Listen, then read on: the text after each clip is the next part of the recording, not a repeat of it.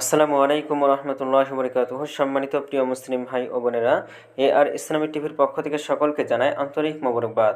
আজকে আপনাদের মাঝে আলোচনা করব পাঁচ ওয়াক্ত নামাজের সময়সূচি, তাহাজ্জুদ সেহরির শেষ সময়, ইশরাক ও চাস্তের নামাজের সময়সূচি, ইফতারের শেষ সময়, নামাজের নিষিদ্ধ ওয়াক্তসমূহ, সূর্যোদয় সূর্যাস্তের সময়সূচি, প্রত্যেকটা জেলা বিভাগগুলোর নামাজের সময়সূচিগুলো আপনাদের মাঝে আলোচনা করব। তো আজকে শুক্রবার 23 মে 2025 ইংরেজি, 8 জ্যৈষ্ঠ 1432 বাংলা, 24 জিলকদ 1446 হিজরি। ঢাকার মতো পার্শ্ববর্তী এলাকার নামাজের সময়সূচিগুলো তুলে ধরছি। তারপরে অন্যান্য জেলা বিভাগগুলোর নামাজের সময়সূচিগুলো আপনাদের মাঝে ধীরে ধীরে আলোচনা করব।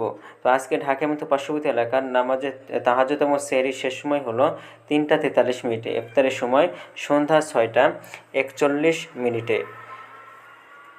চাস্তের এবং এশরাকের নামাজের ওয়াক্ত হলো একই সময়। তো 5টা 29 থেকে 11টা 49 পর্যন্ত এই সময়গুলোর মধ্যে নামাজ পড়তে পারবেন। ফজরের নামাজের ওয়াক্ত শুরু হবে আজকে 3টা 49 মিনিটে এবং ফজরের নামাজের ওয়াক্ত শেষ হবে 5টা 12 মিনিটে। জোহরের নামাজের ওয়াক্ত শুরু হবে 11টা 56 মিনিটে। জোহরের নামাজের ওয়াক্ত শেষ হবে 4টা 33 মিনিটে। আসরের নামাজের ওয়াক্ত শুরু হবে 4টা 34 মিনিটে এবং আসরের নামাজের ওয়াক্ত শেষ হবে 6টা 36 মিনিটে। মাগরিবের নামাজের ওয়াক্ত শুরু হবে 6টা 38 মিনিটে। মাগরিবের নামাজের ওয়াক্ত শেষ হবে 8টা 1 মিনিটে। এশার নামাজের ওয়াক্ত শুরু হবে 8টা 2 মিনিটে এবং শেষ হবে 3টা 48 মিনিটে।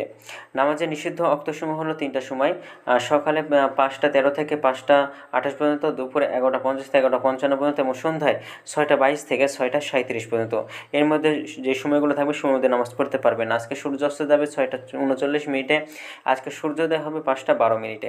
এগুলো ঢাকার মতো পার্শ্ববর্তী এলাকার নামাজের সময়সূচি। এখন আলোচনা করব বিভাগের শহরের জন্য উল্লিখিত সময়ের সঙ্গে যেসব বিভাগের সময় আপনি যোগ বিয়োগ করবেন তা হলো এই, অর্থাৎ আপনি বিয়োগ করবেন চট্টগ্রামে 5 মিনিট এবং সিলেটে 6 মিনিট কম করবেন।